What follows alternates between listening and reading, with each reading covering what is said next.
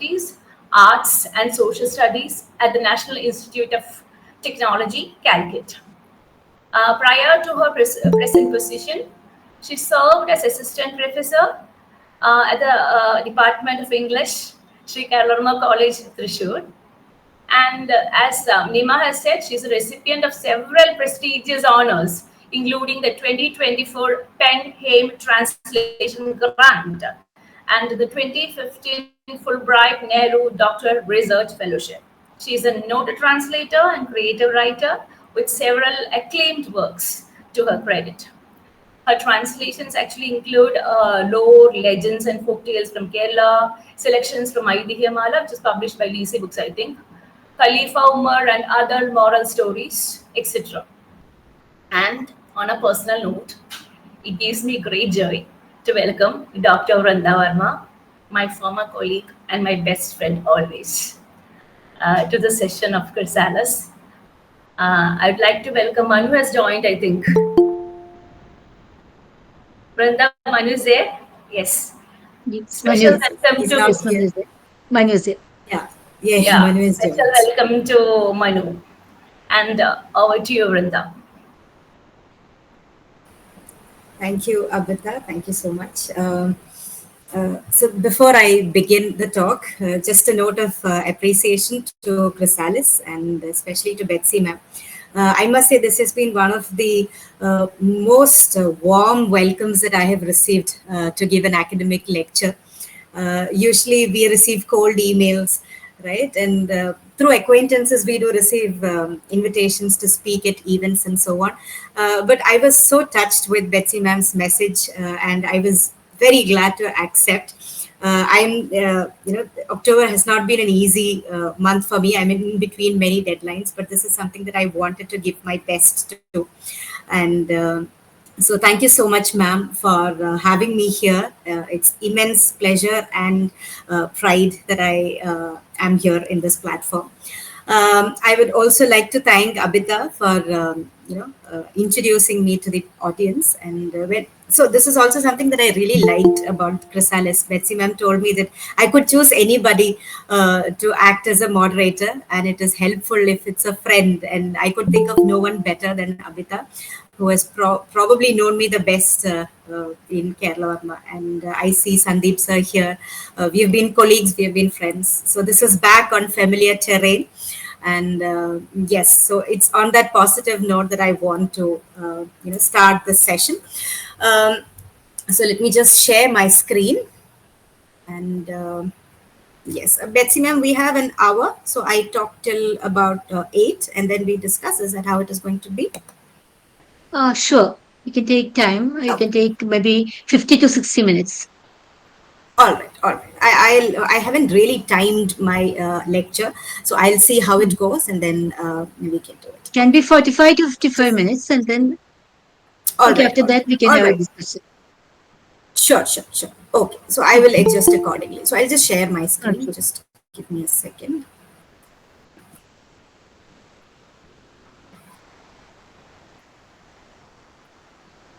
Yes. Is the screen visible? Yes. Yes, it's Okay.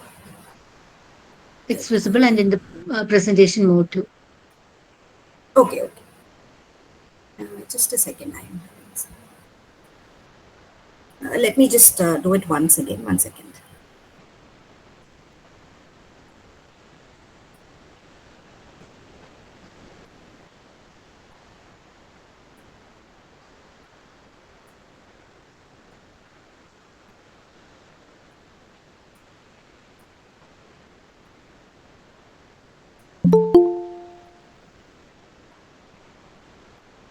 Yeah.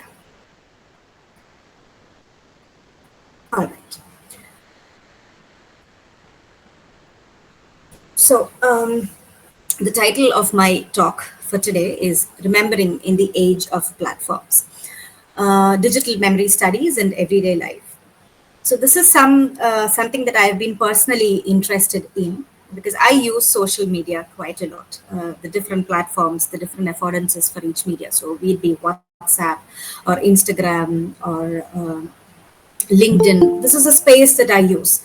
And for some time now, I've been thinking about what does it actually do? What do I retain? What do I recollect? What do I remember? What do I forget?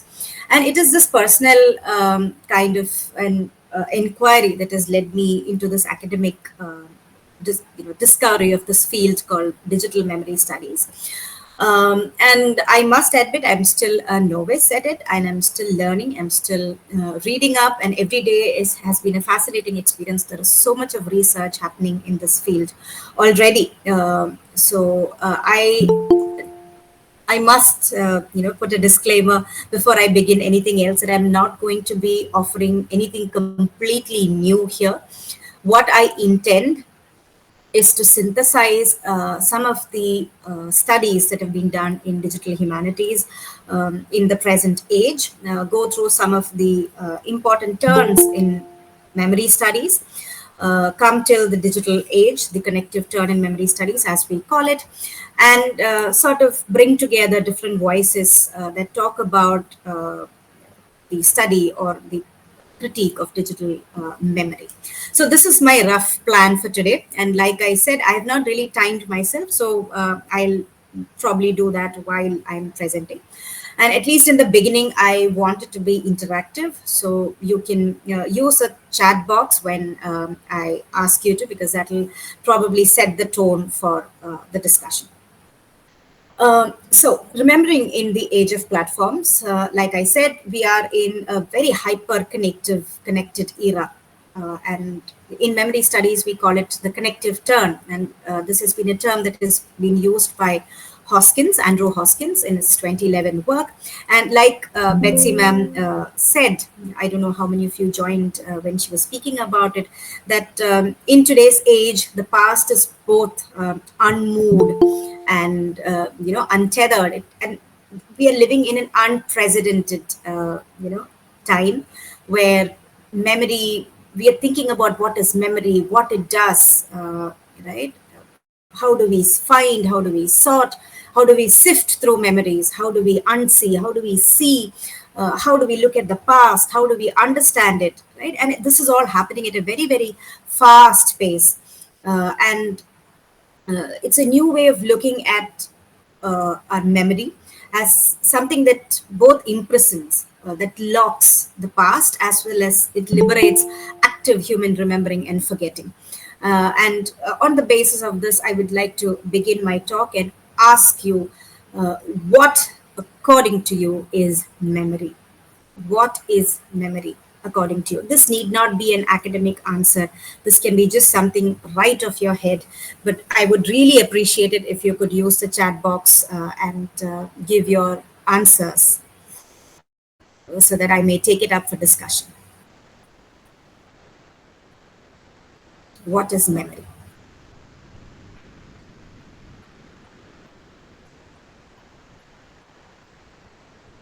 Our experiences, yes.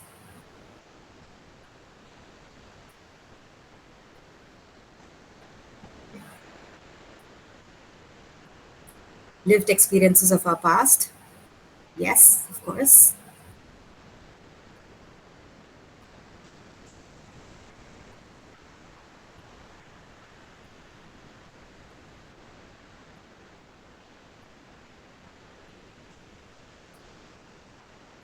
Are the others still thinking about what memory is? I'm sure we all know what memory is, right? But how do we put it into words? What exactly is memory? Ransacking the past life. My, yes, of course. There is an active, sorting, resorting, and everything that happens. Ransacking. I like that word a lot. Thank you. Is there anybody else who wants to contribute, or should I take it from here? Memory is something which is occupied, stored, registered based on experiences, events, or something which has a specific effect, either constructive or the opposite way. Yes. Memory, all memory need not be, fond memories. It can be something that completely undoes us altogether. Yes, memory is remembering, of course. Yes. Okay, so we have some answers here. Okay, I have one more. In this age, it's something that we intentionally create and retain. Like we don't feel like we visited a place unless we take a photo and put a status. Yes, yes, of course. Right? We create memories. Our ability to recall information with short term and long term. Yes, short term memory, long term memory. Yes, of course. Fantastic. Way of keeping the past alive. Yes, yes, definitely. But do we always need the past alive is another question that we'll be looking at. All right. So thank you for your responses. That's really constructive and it gives me the right tone to start the discussion. Um so this is not a new question, right? What is memory? And human beings have been obsessed with understanding this phenomenon of memory. Just like we have questioned what is life and what is death, memory is also something that has been discussed and arbitrated over since a long time. And some of the earliest philosophical views have generally defined memory as a vessel, right? A receptacle for sensory experience, focusing on preservation and retrieval of the past perceptions, right? So some of you have talked about keeping the past alive. So memory is also the retrieval of past perceptions. It is not simply an experience; it is also a perception of an experience. Okay, and this is not what I'm saying, but this is what philosophers have sort of agreed over time. Now, I'll ask you one more question, and I hope you will give me the answers to that as well. Where is memory located?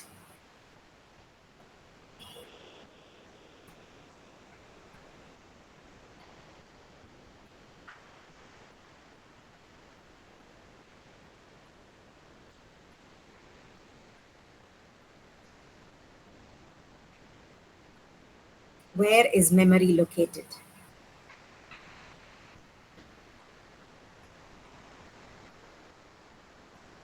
I don't see any answers. I hope you're all thinking. Now, mostly on digital platforms, subconscious mind.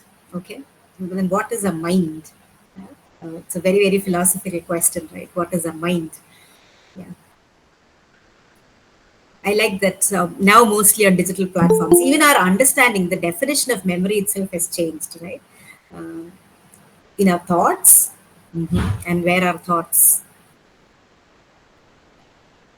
Where do you store your thoughts? Is there a, can you pinpoint? Can you pinpoint where memory is?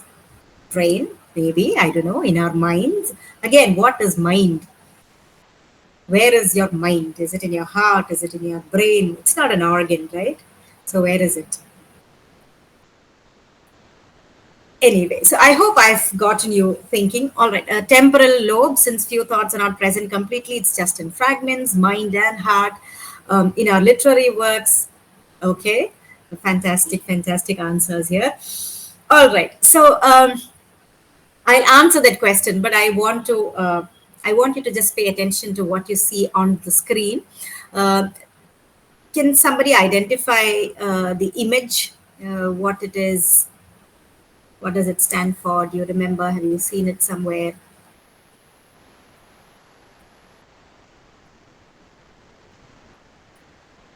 I'll give you a clue. It's from a movie. Can you recall this movie?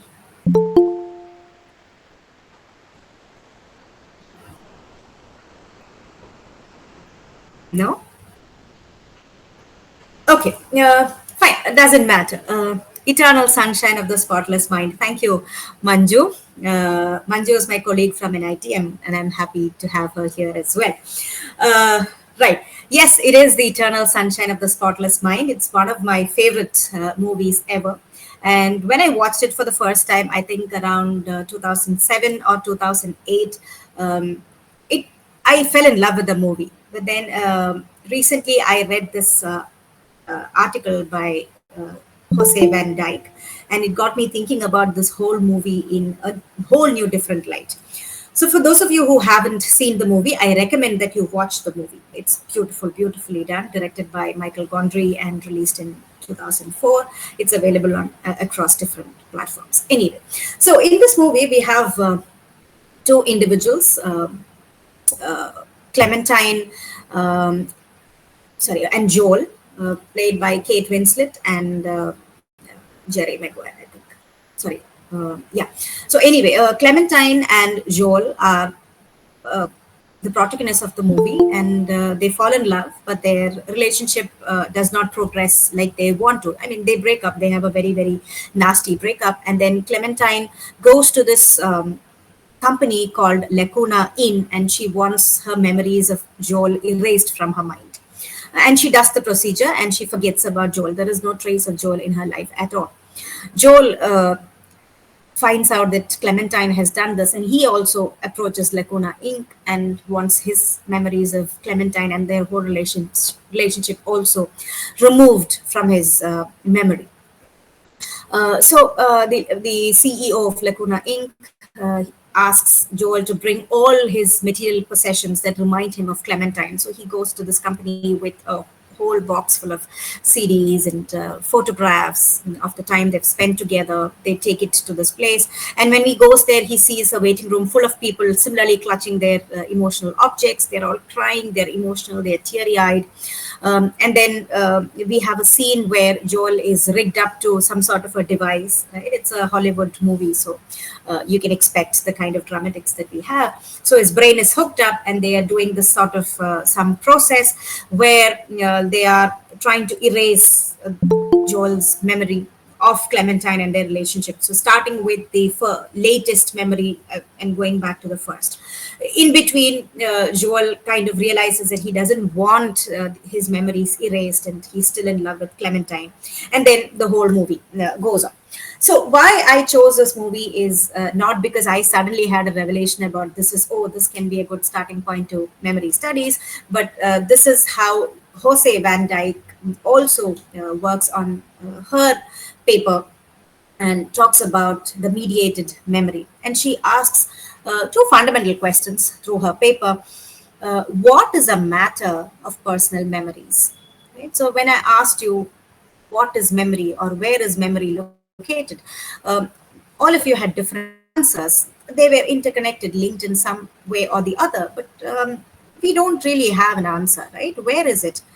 When you say memory is in the brain, but then there are also objects that remind us of people, right? Mnemonic objects. So if I see a birthday card that somebody has given me 10 years ago, I fondly remember this person or not, given provided what my relationship with this person is.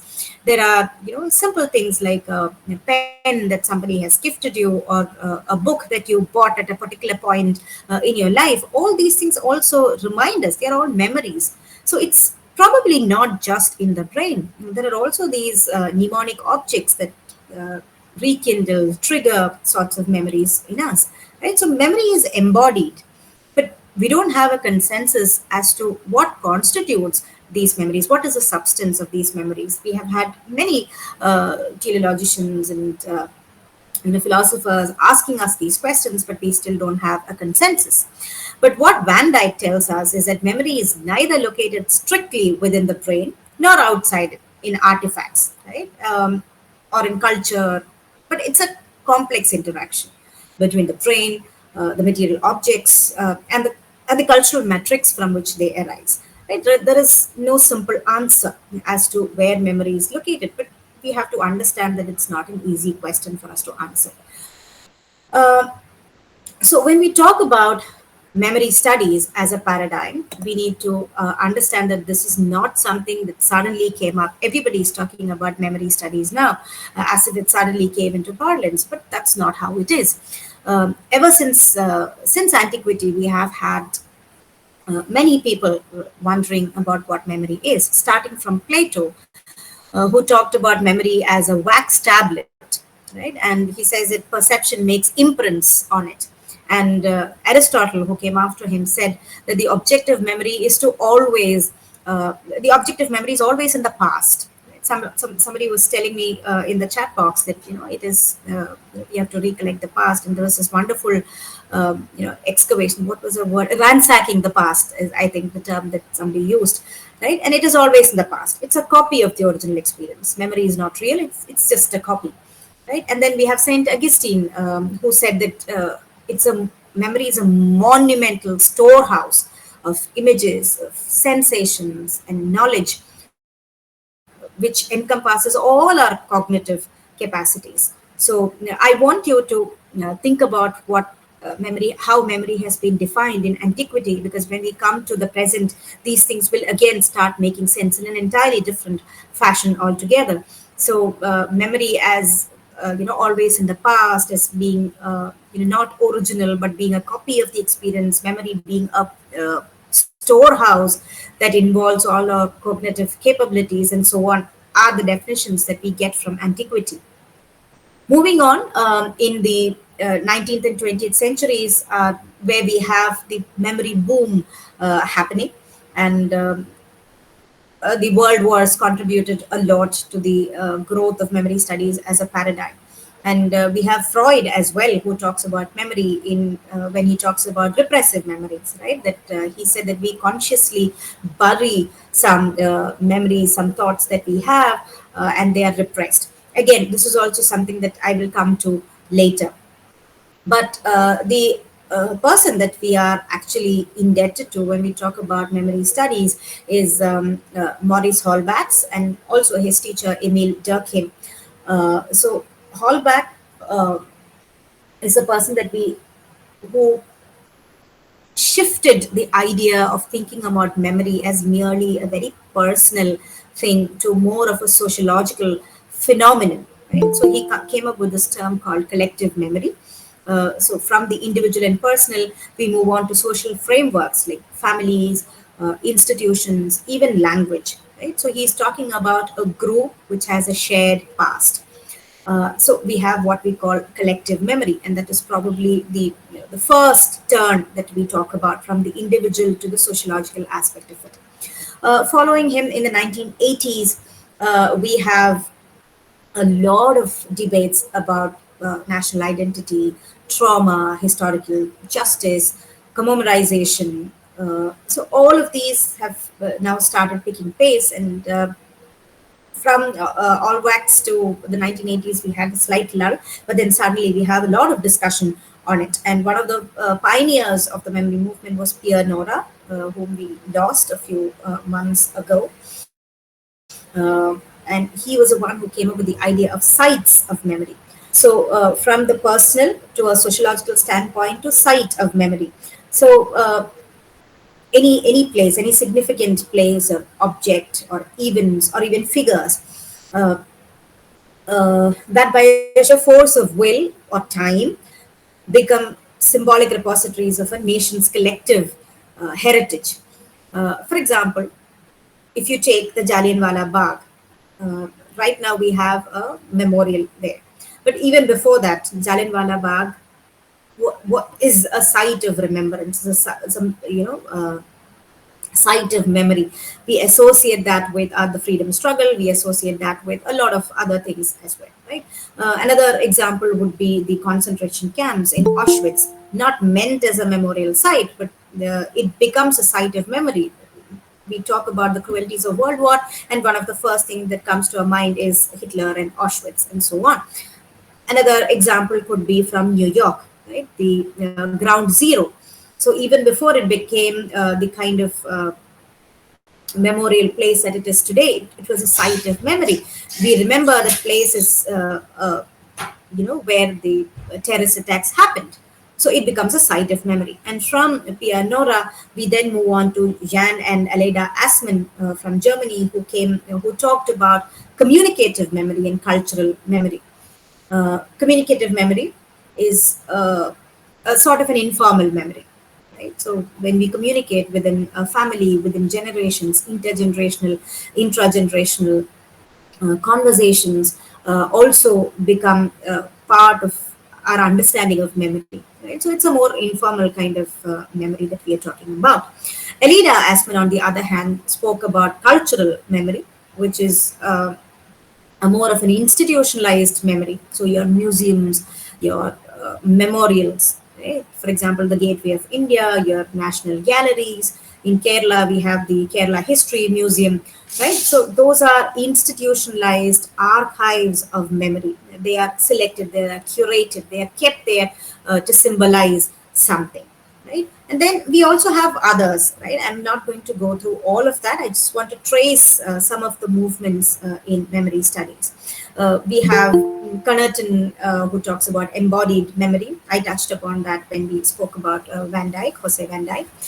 Kathy Caruth and Dominic Lecapra, who spoke about the importance of integrating trauma as part of memory studies. And also, very importantly, Michelle Rothberg, who spoke about how memories of different historical traumas, for example, slavery, for instance, right? How do they interact? How do they influence and reframe someone else's memory, on a global scale rather than existing in isolation? So we are able to, the memory of slavery can kind of transverse borders, right?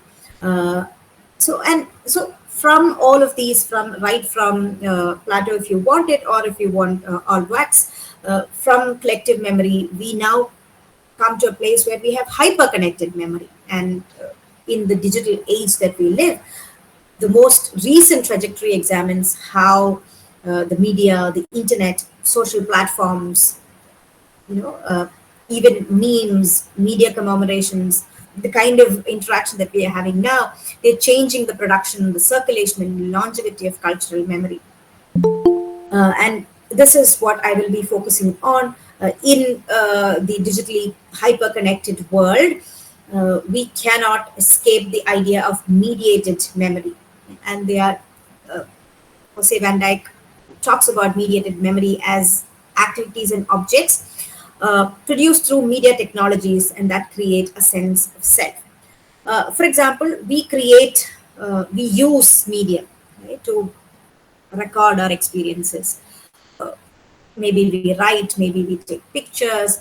We have always relied on material objects to store memories. It is not just in the digital age. But even when we create, we also have an agency to annihilate them, right? So suppose we were in a relationship and we have a lot of, what can you say, cute little things to show for it. But if the relationship breaks down, we have all right with us to annihilate that. The physical component can be destroyed. You annihilate that memory, right? And so there is memory allows for both preservation in the form of material objects or in our mind, and also for erasure. If you want to annihilate that, that's fine. If you want to alter that, fine, right? So in the digital age too, mediated memories are memories that are mediated by the brain or the mind of what you wanted, as well as by technologies, either analog or digital, that are also agents of construction. So media and memory cannot be separate, is what Van Dyke says.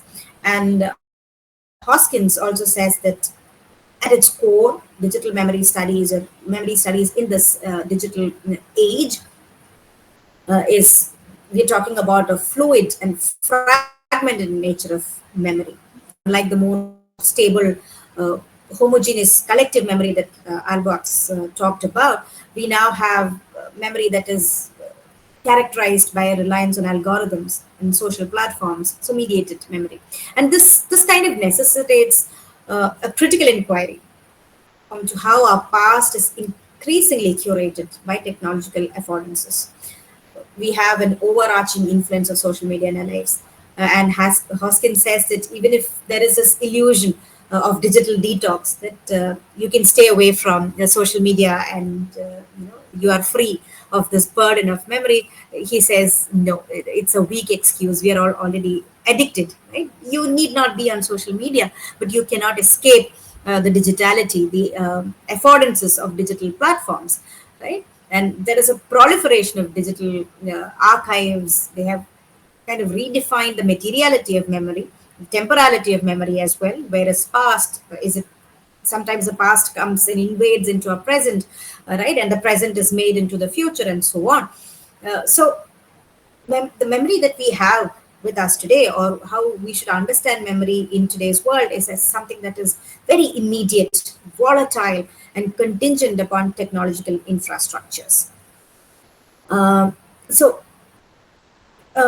But one more thing that we need to understand when we talk about memory is also the dual act, and it might not be dual at all if you think about it, remembering and forgetting.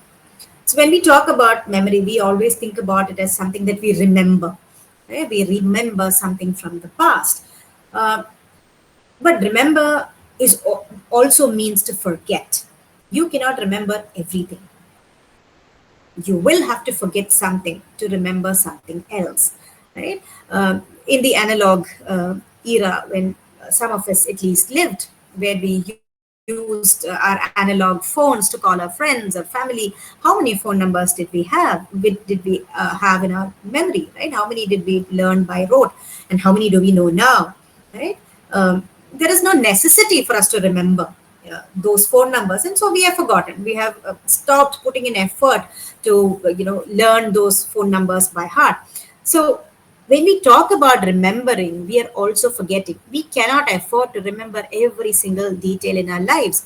For example, if you I'm sure you don't remember how many you know times you brushed your teeth, right? How many times your hand went left or right when you brushed your teeth? You've forgotten about it. But at some point, you probably were thinking about, did I brush right while you were doing it? But as soon as that act is done, you've forgotten about it, right? So remembering is also forgetting, because you cannot remember everything. You cannot forget everything. Remembering everything, forgetting everything is a clinical problem, right? So we associate uh, you know, uh, illnesses like Alzheimer's or dementia as forgetting. And similarly, remembering every single detail in your life will also be a clinical affliction. So when we talk about memory, when we talk about memory studies, you have to understand that we are talking about both memory and remembering and forgetting equally. You cannot remember if you don't forget. Right. So moving on to the exact, coming to let's say the crux of my talk. We are talking about remembering in the age of in a digital age, right? Yeah, remembering in the age of platforms, social media platforms more specifically.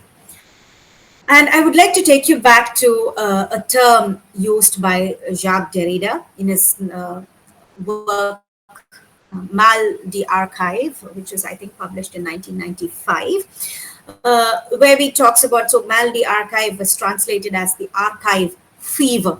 Mal is a kind of a double bind, right? There is a compulsion, an irresistible compulsion is what Derrida calls it, to keep, to record, to archive. And there is also, along with that, there is this crisis that we face, crisis of the archive. This archive that we create, that we spend such a lot of effort into, uh, it's inevitable that it might be destroyed, that is vulnerable to being destroyed, failure of misinterpretation. So these it goes together, it's a double bind, like Derrida says. So there is this compulsion to record, there is also this anxiety, this fever that everything will collapse and it will be destroyed. And this fever in today's age has become viral. Right? We are living in an era of total record. Everything can be recalled at any point, at any place. Right? As long as you're digitally connected, there is nothing that cannot be recalled. And uh, every smartphone user, right? We are still doing what Derrida called, this furious archiving. Everyone with a smartphone is now a meticulous and compulsive archivist. If you just look at your phone galleries, how many photographs do you have? Of the same person, of the same event that you attended. The event,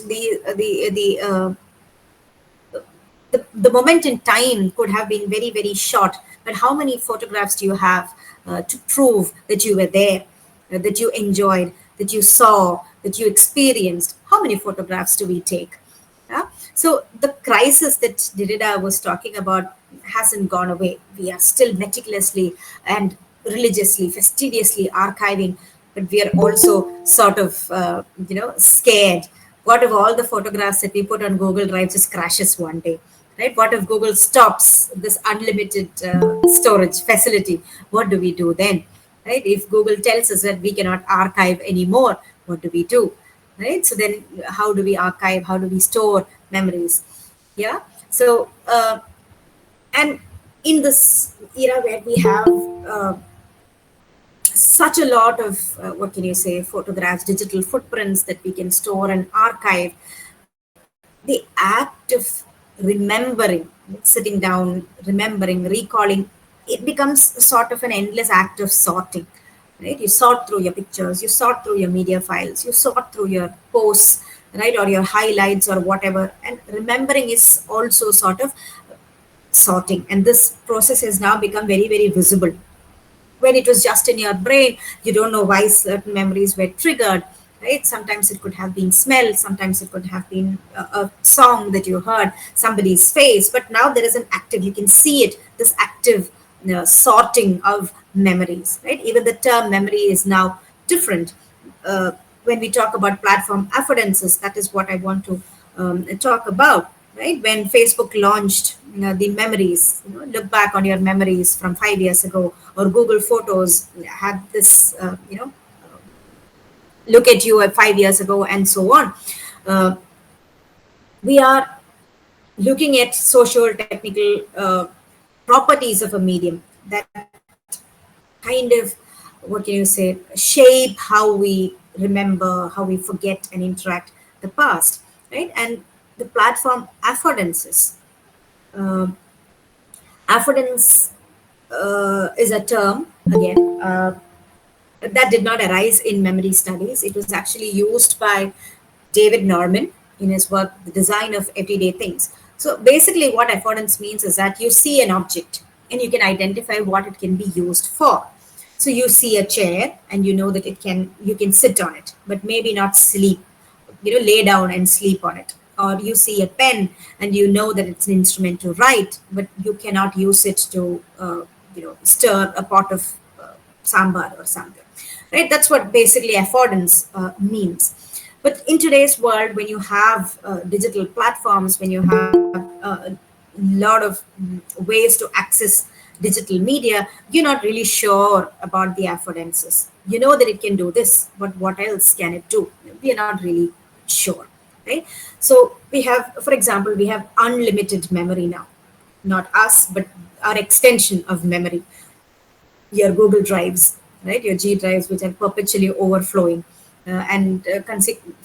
Somehow everybody seems to have run out of memory. We are paying, right? Paying Googles that are the photographs that we have taken, the media files that we have on our phones, on cloud, they do not go. That we have more physical space, storage, right? So memory also becomes memory equal to storage. You can even pay for that, right? It is as long as you keep on paying, it is unlimited. You can keep on storing. But what it also means is that you're accumulating without actually remembering.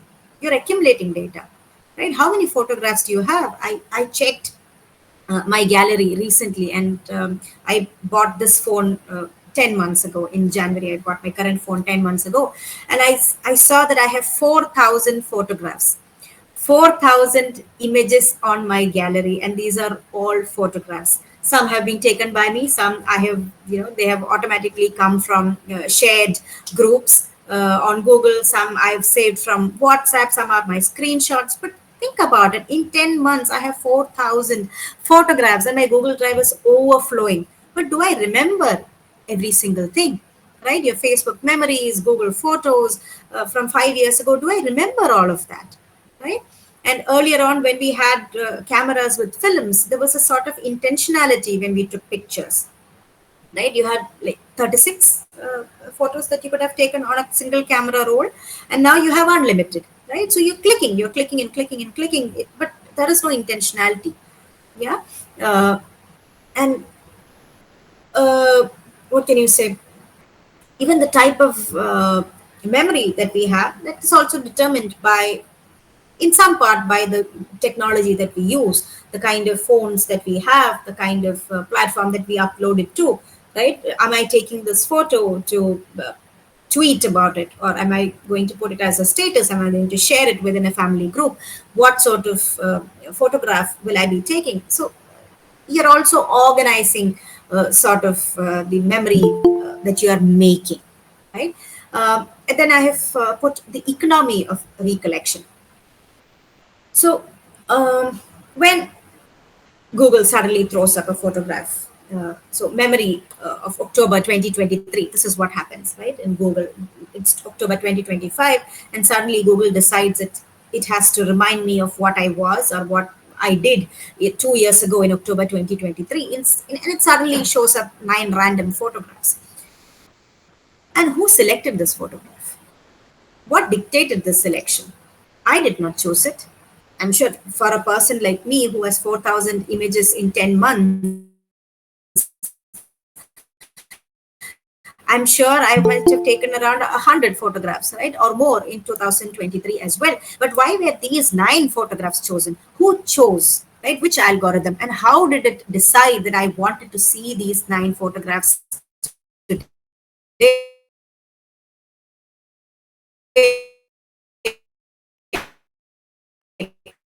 Of all days. Yeah. So, so there is no neutral context. Why does it recall this? Where is the context? Where is sort of turn personal memory into a communal, mediated, proprietary artifact? That even the past is now a service product, right? At the end of in 2 months, Spotify will come to you and tell you that these are the songs that you listen to. You spent, 1 hour listening to so and so, but you spend 20 hours listening to somebody else, right? And so it's a service product, and you will post about it on social media, right? You will probably get likes. Yeah, so we, even without maybe our explicit consent, our past, our lives, our identity, they are becoming products, right? And there is this question of power and control and visibility, right? uh, the power that you have, that you think you have, right, in posting photographs, posting videos, tagging, liking certain uh, you know posts on Instagram and so on. But again, who really has this power, right? When we talk about algorithmic control, who decides what becomes trending? There are statistics to show us that posts that talk about the spirit of a nation, nationalism, patriotism, and so on, they trend, right? They are trending voices, but dissenting voices are buried, right? So think about what Freud talked about repression. It is similar, but who is doing it, right? This is not an individual who is doing it. Can you pinpoint somebody who tweaks these algorithms, right? And it is very interesting that there is this right to forget. It's the proper term is right to erasure, that is come to. It's an act in European Union, and we also have a judicial recognition for the same in India, though officially it's not become an act, that individuals can request the removal of outdated or irrelevant personal information from search results. Right? So if I post something, it is always there. It's going to be there. The past is never in the past. It is accessible. It is searchable. Right? Even if it is repressed, even if somebody it doesn't trend, it is still there. Right? And if I don't want it to be, I need to exercise this right to forget. So look at the duality. You are, on one hand, you are obsessively recording, you're obsessively archiving. You don't want to forget. You pay for memory, you pay for storage. On the other hand, we are also fighting for our right to be forgotten, right? So this is a duality that that exists in today's world. And the visibility, right? What is visible? Who decides what is visible? Who decides what is trending? These are all questions that we don't have really clear answers to. Um, Moving on, we have when I asked you what is memory, we talked about, or you gave me answers like the past, right? But imagine that you are somebody who uses social media and you're attending a highly talked about event. Let's say you're attending a concert by a very famous band. You paid a whole lot of money to attend this event. What is your natural instinct, right? What comes to you in today's digital age is to take a picture. And it is not simply taking a picture. You're taking this picture so that you can probably share. Yeah. So we have, when we talk about memory, we speak about two types of memory, right? One is retrospective, in the past, like we have discussed. We think about the past, think of our experiences, what has happened, the people that we know, and so on. On the other hand, there is also prospective memory, memory for the future.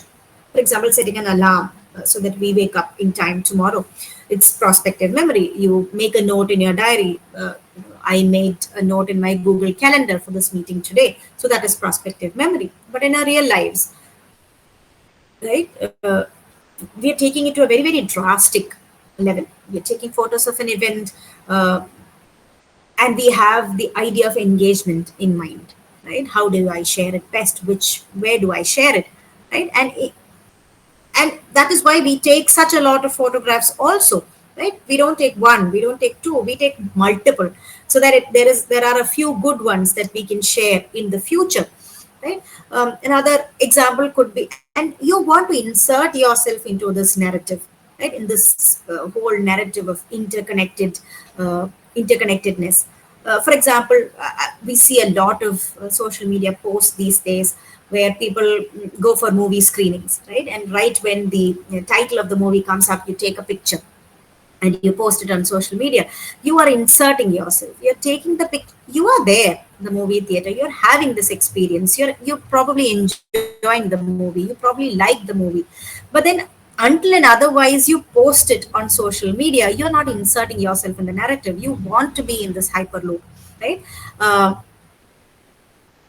so yeah, our engagement with the present is also sort of skewed now, right? Earlier we used to have very, very concrete ideas of what is the past, what is the present, and what is the future. But now, in this age of networks, these three are sort of blurred, right? On one hand, you have Google that comes up and tells you that, oh, this was you 10 years ago, and you either feel elated about it or you feel depressed. Maybe it was a bad time for you, right? On the other hand, you have a present that is right in front of you, but you refuse to be in the present because you're thinking about the future. And future anyway is, unpredictable. We do not know what it is at all. So there is this volatility, and that is what I think Andrew Hoskins was also talking about memory in this digital age. Then we also have prosthetic memory, which Alison Landsberg talks about.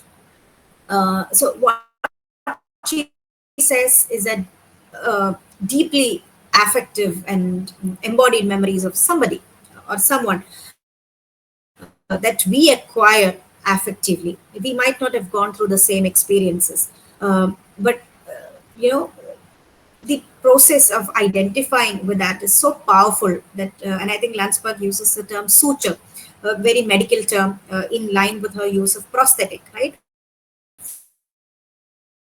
False. This is not mine, but you identify with it because that is how the narrative has been constructed, which is why we also probably insert ourselves into this sort of empathetic listening, empathetic memory, and we do not even know whether it is my memory or somebody else's. So a sort of a false deja vu, you can say, right?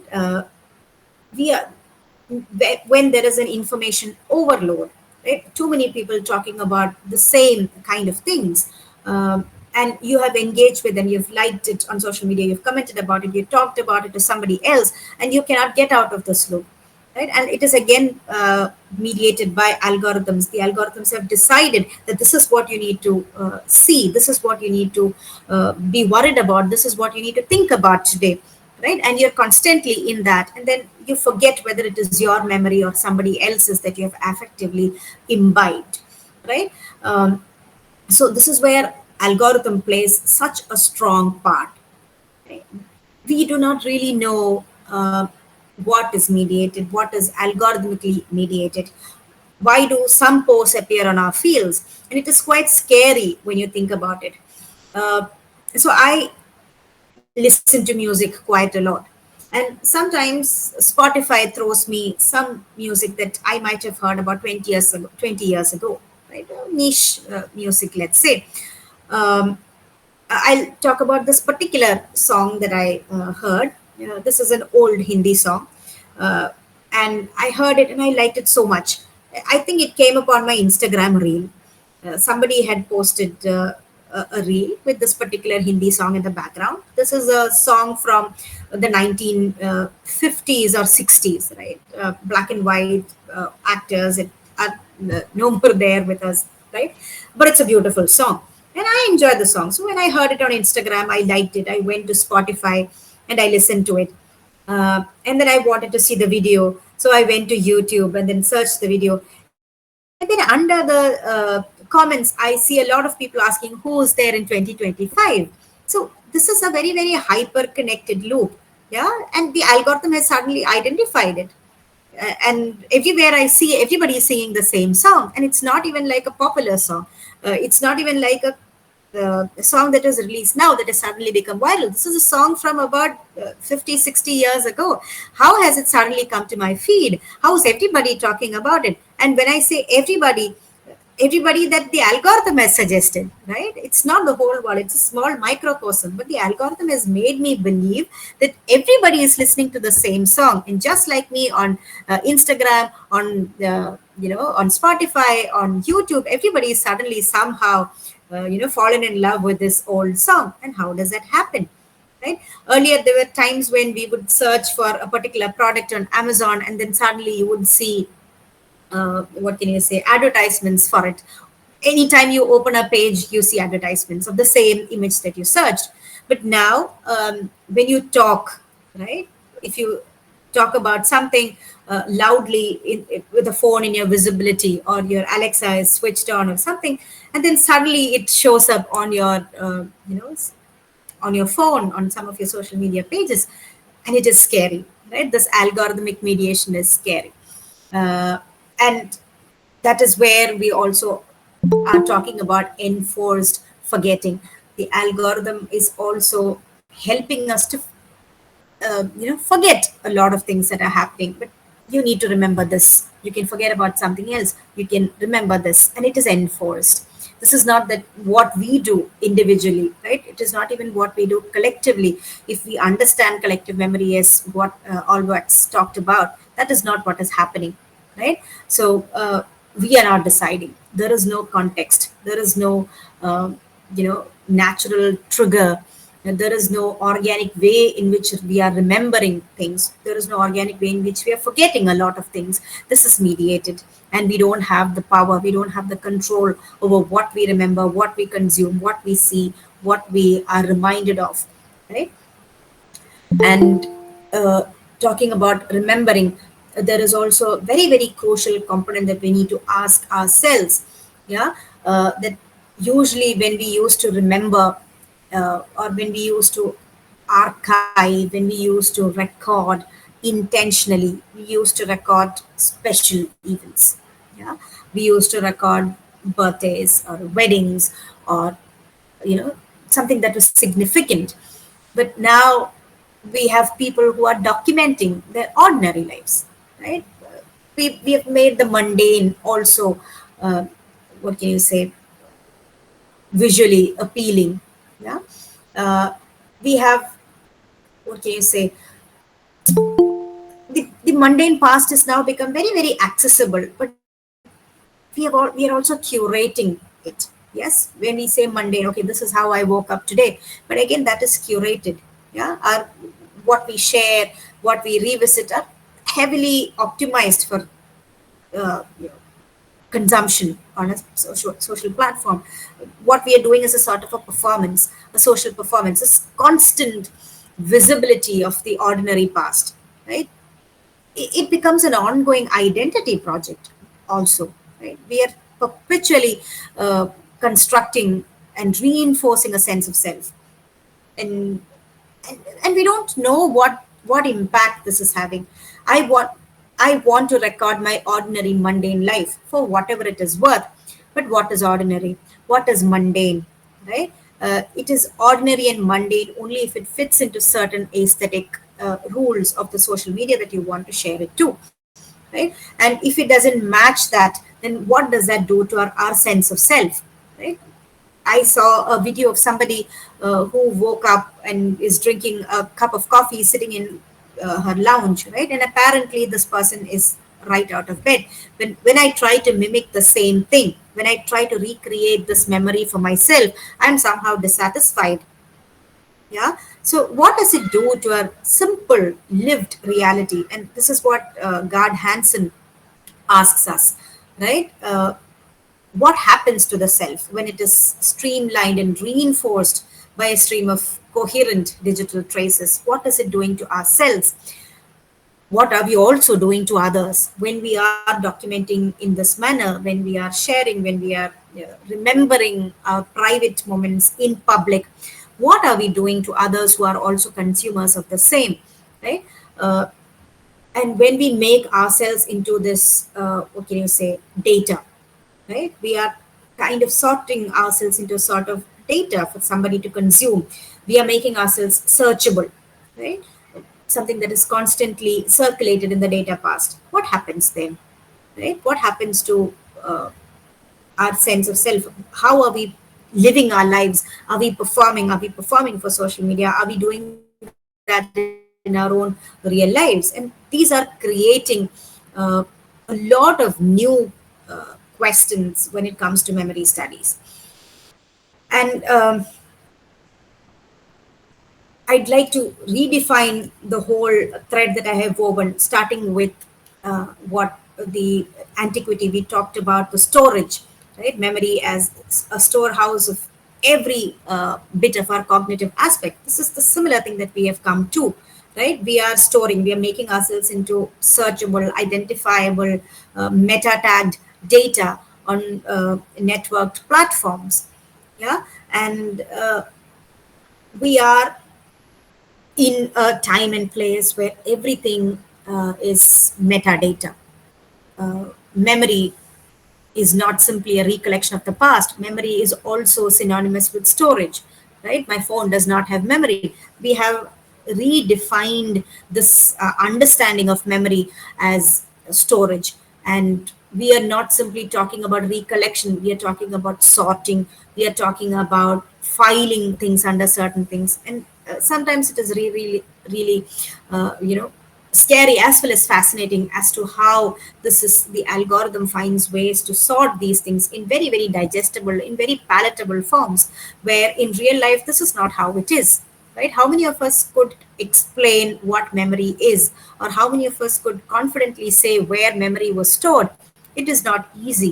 It is not an easy question at all. But technology makes us believe that it is very, very simple. It can be slotted, it can be searched, it can be coded, right? You can have it can be easily sorted into files, and it can, the past is easily accessible. That is what it makes us believe.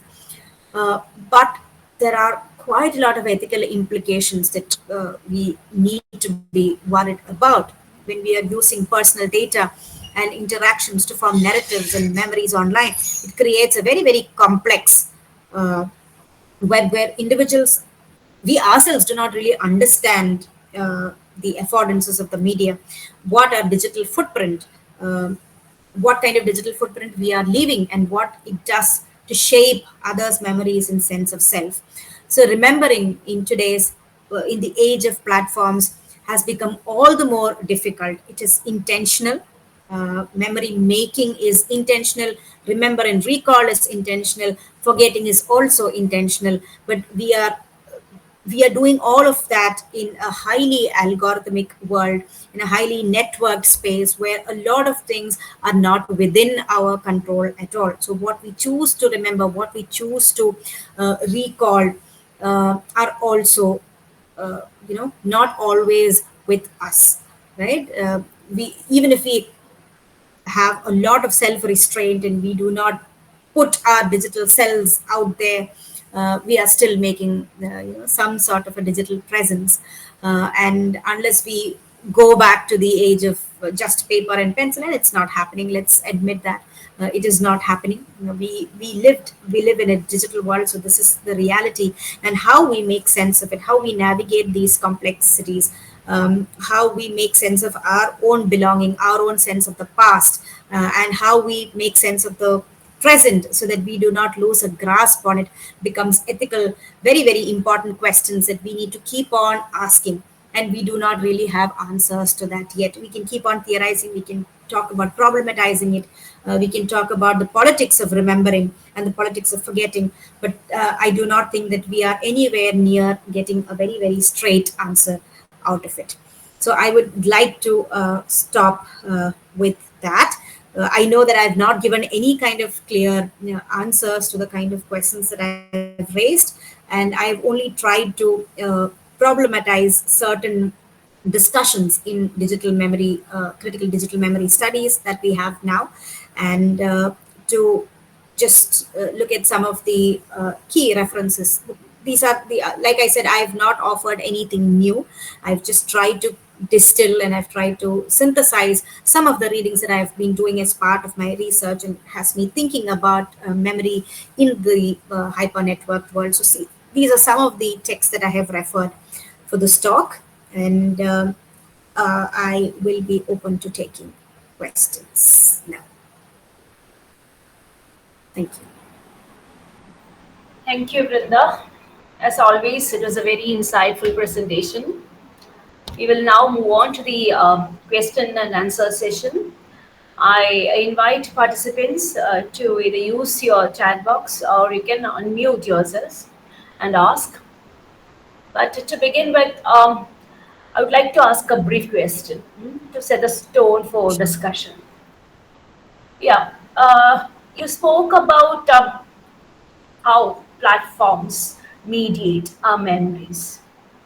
And this actually brought to my mind a story which I recently read, though the story was published in 1940s, I think, by the Argentine writer George Louis Borges. And the story's title is Funes the Memorious, and it talks about a boy.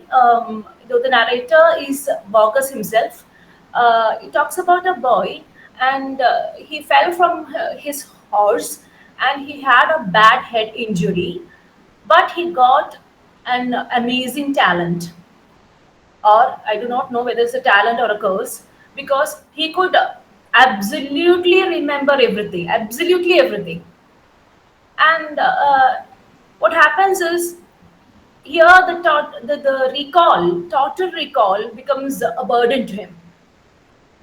And nowadays, do you think actually the platforms are changing the balance between remembering and forgetting in a neurological sense for human beings?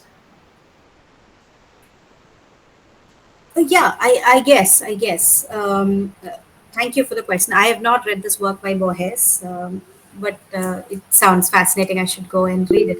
But yes, definitely, the way we think, the way we forget. There are plenty of studies in the clinical field that are happening about on how an over dependence on social media, over dependence on digital platforms, what is it doing to our memory and cognition. So yes, definitely some sort of rewiring is happening, whether it's for the good or bad, I'm not really sure.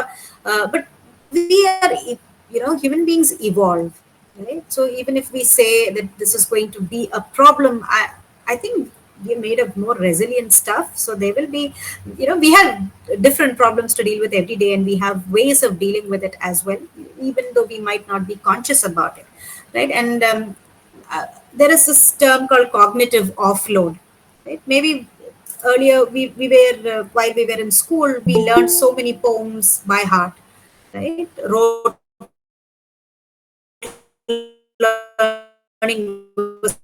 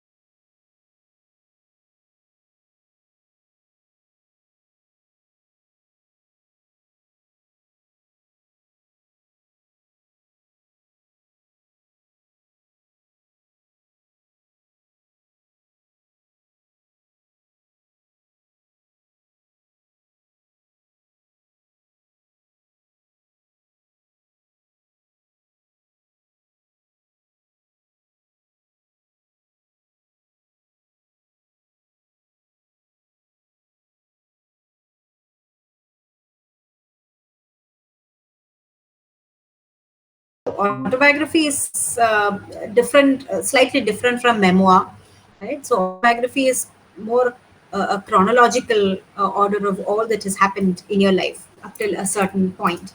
Memoir, on the other hand, I think falls more into the ambit of memory studies, where you are selectively remembering certain things, where and you're choosing not to talk about certain other things.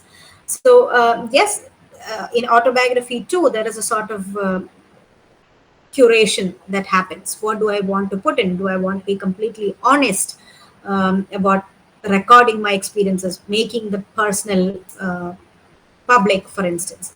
So yes, definitely in memory studies, there are autobiographies, there are memoirs that are being studied, and we are also looking at how these sort of memories make sense in a larger cultural context.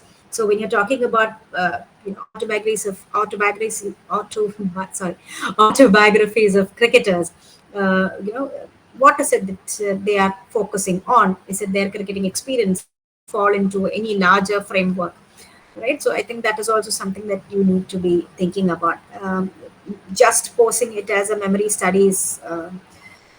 See, memory studies inherently is very interdisciplinary. So you cannot just look at memory. You'll have to look at how it is written, where it is written. Are there questions of identity, of caste, of belonging, right?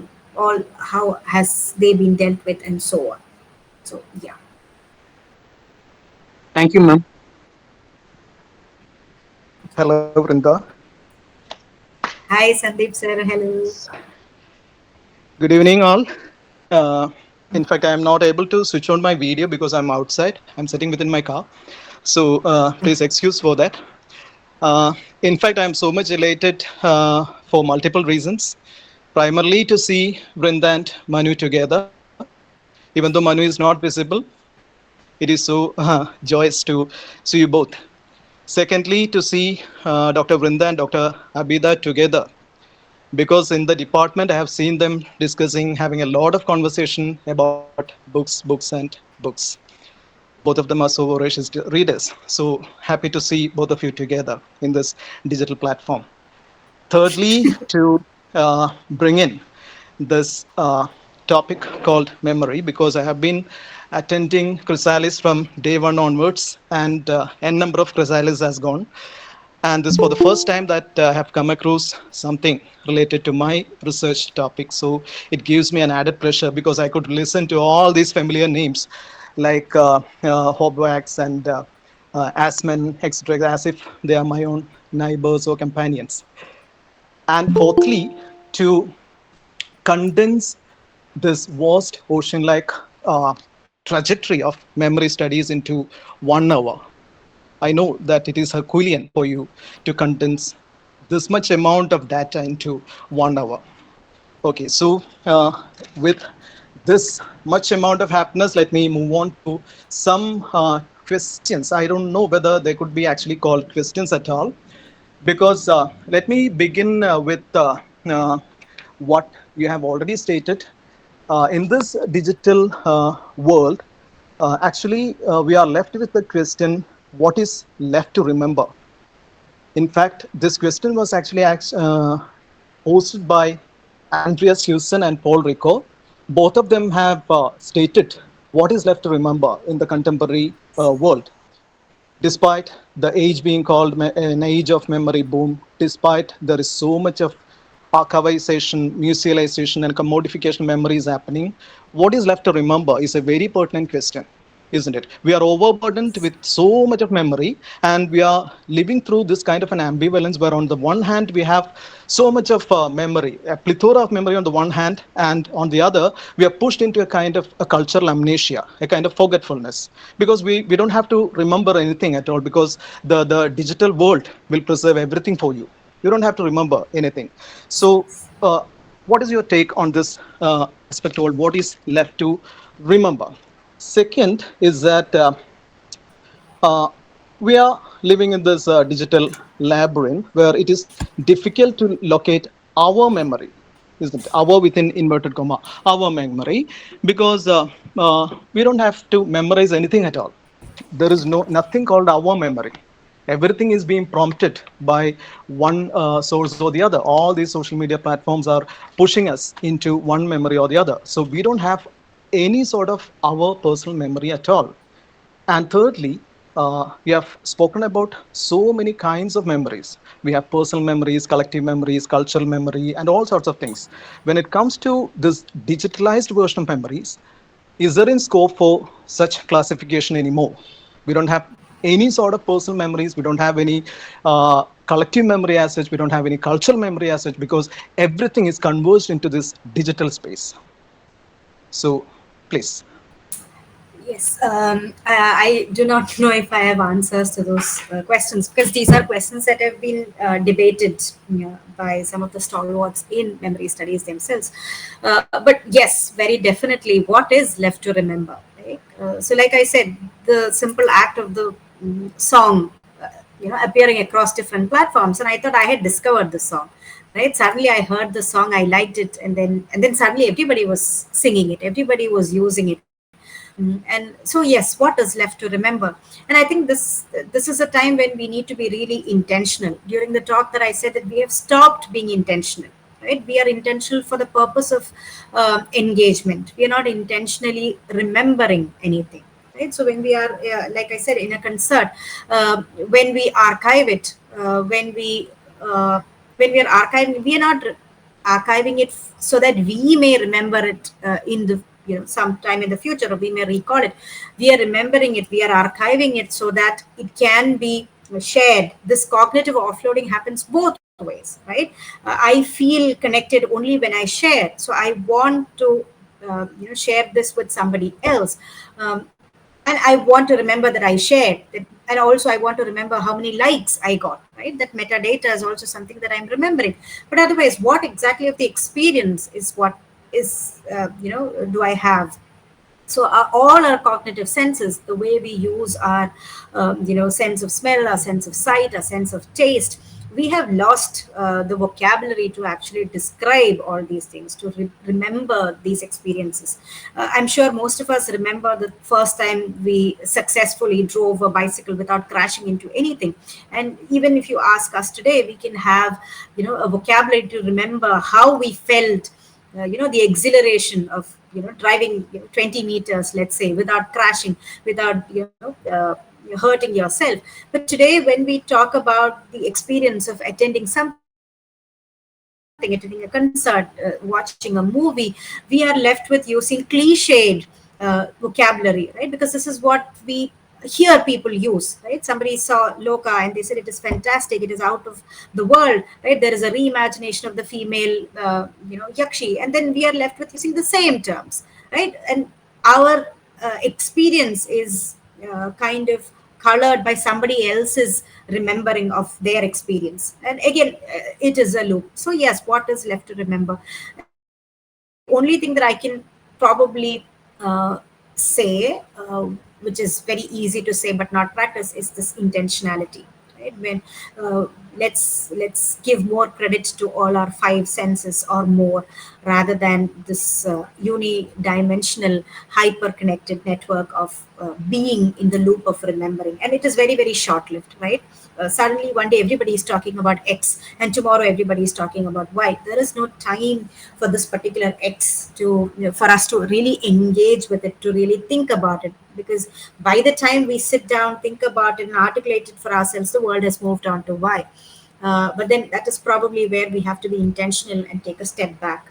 And though Hoskins says that we are all doomed, right? We are all addicted to the digital world.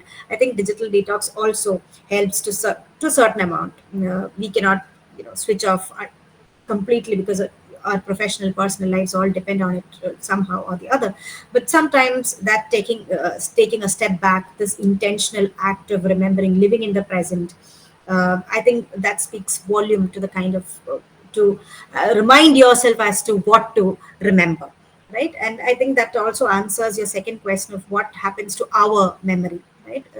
So we need to think about new vocabulary to define our experience. And these days, when we are trying to explain something, we're always concerned about what others might think about it, what others might say.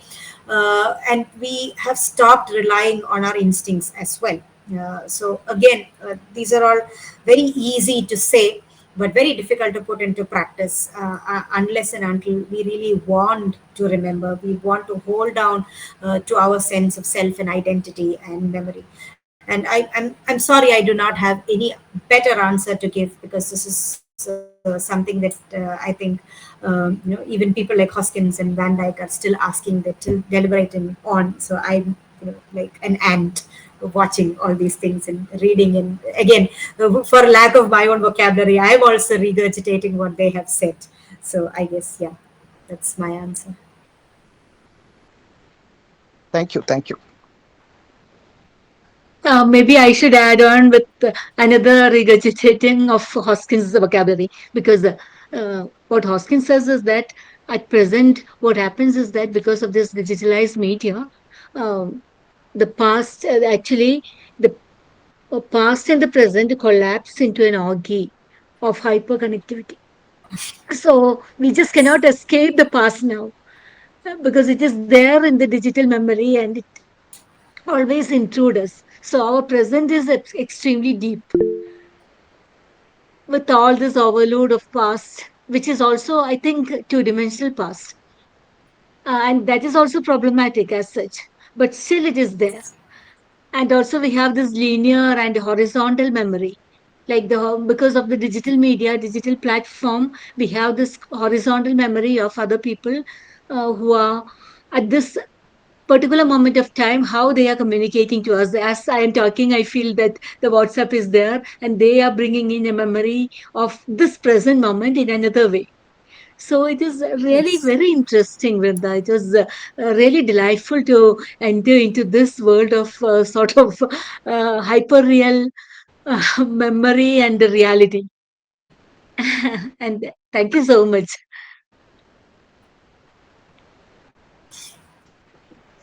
There are questions in the chat box too, I think. Yes, Yes, ma'am, there's a we have one question in the question. chat box, Brenda. I think there is a question in the chat box. Yes, yes. Do you want me to read it, Yeah. Brenda? No, I'm reading the question, Amita. Uh, can you hear me? Hello? Yes, Hello? ma'am. Yes, yes, yes. Yeah, yeah. Okay. I'm just reading it. Um, Digital self-sorting operator on an abstract theoretical plane. Okay. My question stands: how is emotion tied to memory in digital context? Yes, that's a very, very interesting question. Do likes, shares, comments serve as affectual markers that help memory consolidate, or do they trivialize experience? Um, I do not know. Thank you for the question, Aishwarya. Very interesting. And this is something that I have also thought about, right? And I began my lecture by saying that it was a very personal sort of inquiry that led me into this academic inquiry of sorts about digital memory. Um, so, like you said, when we reduce an experience into the number of likes that we get, how do we reevaluate our experience? So an experience that has 250 likes on Instagram, let's say, and an experience that has 10 likes on Instagram, uh, does it matter? So is the like with is a post, is a memory, is a recollection, is our our past with 250 likes any better than the other, right? How are we reevaluating it? And there we need to qualitatively assess what makes for these likes, what makes for these shares, what makes for these comments. Right. So in one of my studies that I did sometime early this year on momfluencers, so we did this qualitative study where we looked at a network of mothers on Instagram, and they call themselves momfluencers. So mom plus influencer, and they give out parenting advice and so on. So I found that there was this in Malayalam you can call some antardhara, right? So all these momfluencers follow each other, they like each other's posts, right? And it is increasing their what can you say, ecosystem, right? You have similar types of followers, so the similar kinds of feeds come into your space and so on. And so you're building your fan base, if you want to call it that way. But then again, you are reducing your experience. It might be very heartfelt, a post that you put on Instagram, a memory that you share, it might be very heartfelt. But if it does not stay within the affordances of the media platform, it might not reach, right? That is a term that we use. It might not reach many people. It might not gather as many shares or likes as you would have expected it would, because you wrote it from a very, very personal space. And then you probably tend to start doubting yourself, right? Did I do something wrong, or was my experience not valid enough? And that is where self-doubt comes into place. And this is a study that is done across platforms, especially in young teenagers who use social media platforms for self-validation, right? And this sort of this consolidation, this sort of flattening your experience into metadata, right? What can you say? Yourself, your experiences, your identity into data is a very, very problematic. It's a crisis actually, and it does something to our self-worth, and mostly not very good things either. And I think that is the first question. The second one, how we sort and make ourselves searchable. Do you think algorithms are beginning to mirror our desires to be remembered, or are we training ourselves to think, oh yes, this is like what is that? Moebius strip, right? There is no beginning, there is no end. Yes, algorithms shift our ways of thinking about ourselves, right? I search for a sari on Instagram, and then every second post I see the same sari, and I think that if I don't have it, I will die, and then I end up buying it, right? So did algorithm train me to buy that? Or I generally like wearing and buying saris, so did I influence the algorithm to show those kind of links or whatever? So it's like a dragon self-consuming itself. It's like the circle, right? I don't think it has an answer. It's a bit of both, right? Our searches, and it need not even be searches limited to one platform either, right? There was this trend a few months back on asking what was it, ChatGPT or Gemini or some of those AI platforms, I'm not sure, to describe yourself based on your searches, right? And it is describing, yeah, so this is what you are because this is what you have searched for.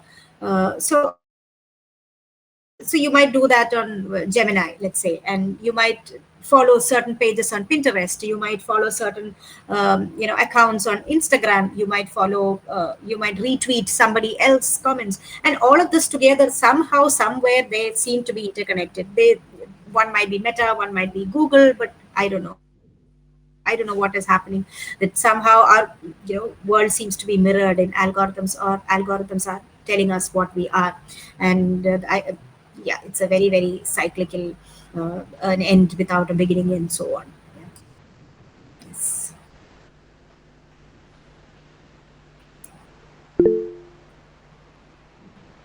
May I ask a question? Yes, sir.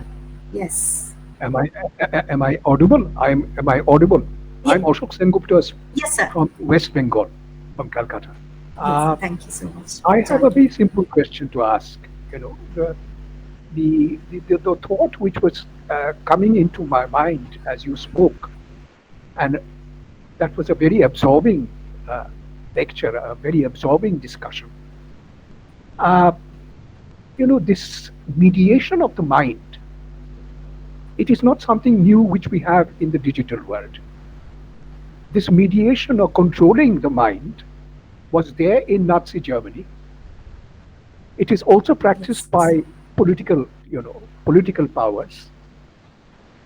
Therefore, controlling our mind, controlling our memories, erasing our memories is part of a power nexus or a power matrix, which has been there earlier also. But as you point out that we are now living in almost a digital nightmare, where our minds are being controlled by data, by information, and which actually try to mediate mediate our identities also. Yes. This is a dominant discourse, I accept, and you have rightly, done a very important justice to this. But is there a counter discourse? A counter discourse to this digital mediation of the mind, which actually erases memory. I have in mind, a novel by Proust, which is a very famous novel. You've heard about the novel. You must have read it also. It's about remembrance of things past. Yes. So remembrance can also be a place where you rescue yourself. You find security. Yes. You find you find a solace. And all of literature, or at least most of literature, is based on remembrances. How would you react to this intervention? Okay. Thank you, sir. Thank you for your question. I think the first question about the mediation of memories, and you are very right. It has always happened. It's not something new, except that it has become all pervasive now. And also the fact that we are living in a sort of a dystopian memory palace where we don't know who mediates, right? We very safely say algorithms. But again, algorithms, who decides these, algorithms? And we don't really understand how it works. It is at on one hand, it seems very, very personalized. Like I said, the simple act of shopping for something, right? The algorithm is, modified in a fact that it shows me what I want. But on a larger scale, it's a sort of dystopia, right? Across a population, it is telling us this is what you need to remember, this is what you need to forget. And earlier, if you could see the perpetrators, now you can't. So I think that is what is scary about it. On the other hand, this counter discourse of remembering and thinking about it as solace, as a happy place, right? A place where you could sit in tranquility and think about something good that happened to you, even something bad, but something that shaped you. Yes, it is on theory, on paper, it seems ideal, and it seems fantastic to think about it. But the problem is that in today's world, where Sandeep sir asked the question, where is our memory, right? What we think is our memory. We attended something, we saw something, we read something because we have been influenced by somebody else. And our thoughts, our memories, our remembrances are probably not our own. It has been mediated by the algorithm, it has been mediated by others, their experiences. And we do not even have the time, because the present is always has one leg in the future, and the past is always intruding into the present. We don't have the time to actually sit with and sit with the remembrance of the past. And we feel that whenever we are burdened with the past, we need to offload it. This cognitive offloading happens, and the only way to do that in the digital world is to reduce it into a shareable metrics of metadata and memory, and kind of make yourself into searchable data. And that is where the problem lies. So like I said, it seems fantastic. It is something that all of us would like to do, have time to remember, have time to recollect, rather than just recall, right? Rather than just probably fall back on searchable or metrics to search for something. We want to have some time to think about these things, to remember. But unfortunately, that is not how it is happening. And that is the real problem. And there are also, on a global scale, we do not really know what to remember and recall, because there is so many contradictory information coming from all sides, some of them contradictory, some of them reinforcing, some of them obviously doctored and false and propagandized in nature. and we are left to grapple with what exactly is the truth. So I think in that sense, that is where the problem lies. It is not that memory has not been mediated before. It is just that the pattern and forms of the mediation has sort of changed, and we cannot really see the perpetuators, who mediate our memories, and that is a problem. Thank you, Dr. Malvi. Thank you, sir.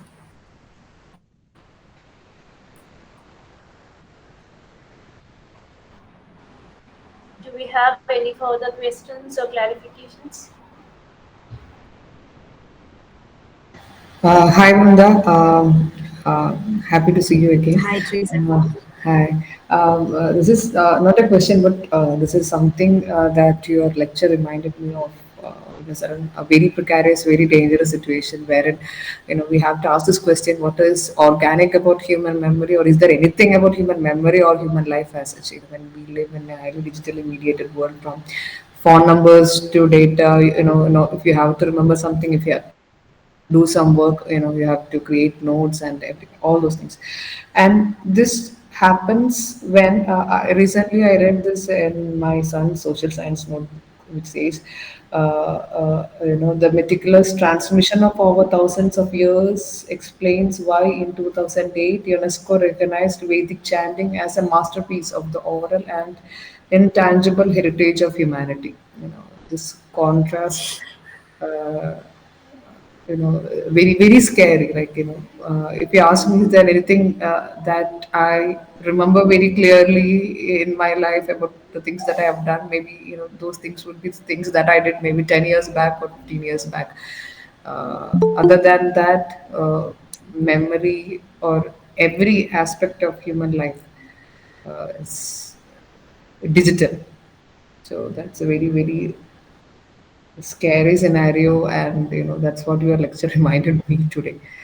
Yeah, and thanks so much for this wonderful, and again, this word wonderful reminds me of what you said just now. We have some cliche words that we repeat again and again. Thank you so much for that. My intention was not to this was to be aware of how we present ourselves, what digital traces we leave, and what we let ourselves be influenced by, and also to look at recent discourses in digital memory studies. But I fear that I might have probably taken it a notch higher, and maybe scared people into what is in store for us. That is not my intention at all.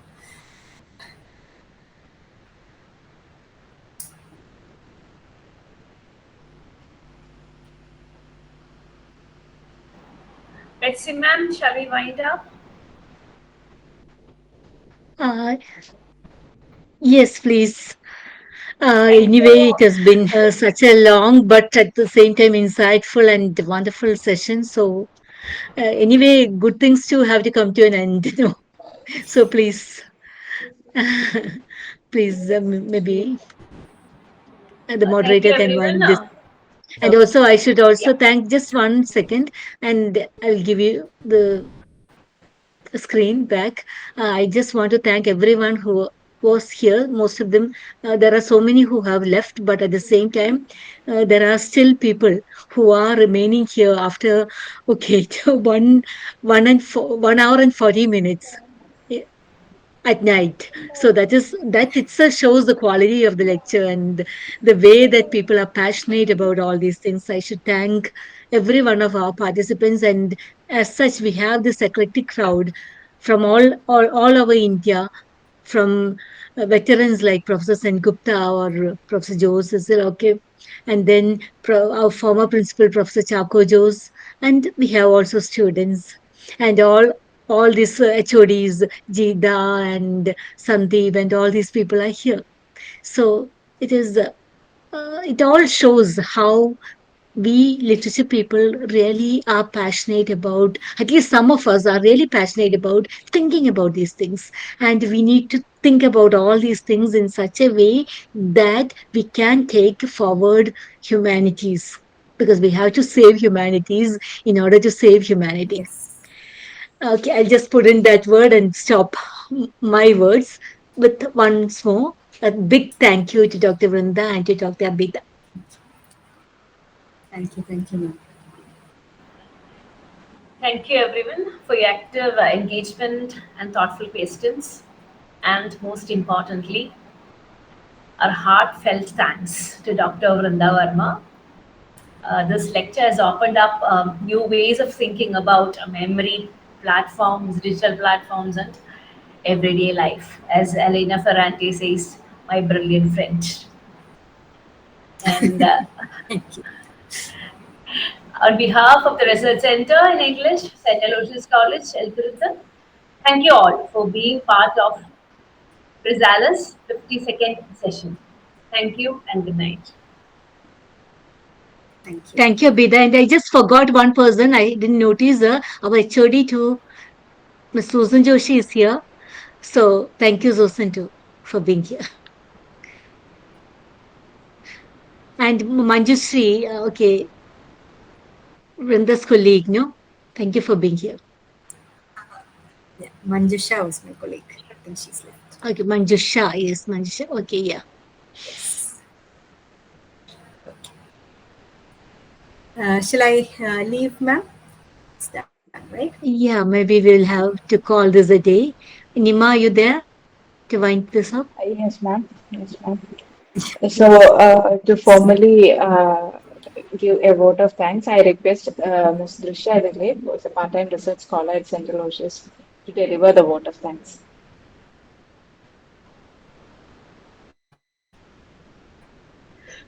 Good evening. I think there is no need for such a formal vote of thanks. Betsy ma'am has already expressed our thanks to all. Anyway, so it's um, time to express vote of thanks. So I express our sincere thanks to Dr. Brunda Verma, a passionate translator, assistant professor, NIT Calicut, and we assure you that your talk itself will be in our memory. Thank you, ma'am. And then next, I would like to express our gratitude to Dr. Abida Gopalan, Balagopalan, Assistant Professor, Sri Keralavarma College. Thank you, ma'am, for your inspiring presence and valuable words. And next, I would like to thank Professor Betsy C. Paul, our beloved ma'am, the brain behind this program, and our beloved principal, Dr. Dias E.D. Chakojo sir, and then IKC coordinator, Dr. Libison KP, uh, for their encouragement and support. And last not least, I would like to express our sincere thanks to all the participants, um, I mean, different faculties and research scholars and students from various parts of the country who made this technical session a fruitful one, and especially to Ashok Sengupta sir. Thank you all. A million thanks to all. Thank you, ma'am. So, once again, on behalf of St. Thank you Aloysius once more. College and Chrysalis team, I thank everyone for your valuable time and cooperation in this session. See you soon in the next session. Thank you all. Thank you, ma'am. Thank you, Nima, too. Thank you. Bye. Bye. Bye. Good night. Good night.